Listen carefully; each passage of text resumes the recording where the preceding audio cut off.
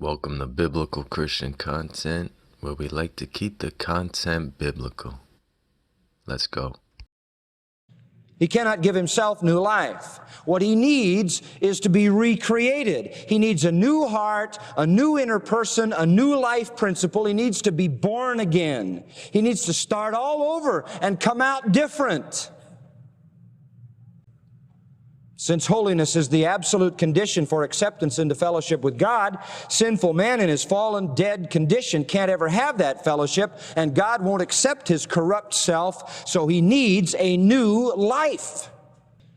He needs a brand new life.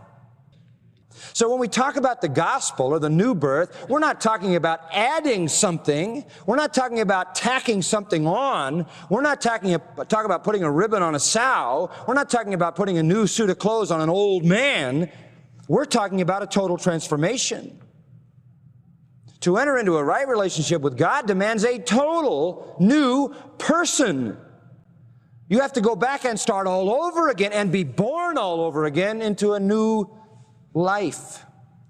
So what I'm saying here is that a new birth is essential. That's what salvation is. It is God sovereignly coming down to a sinner and by His grace cleansing that sinner and planting His Spirit in that sinner so that the cleansing of that sinner takes care of his relationship to God and the planting of the Spirit takes care of his power to live in the will of God.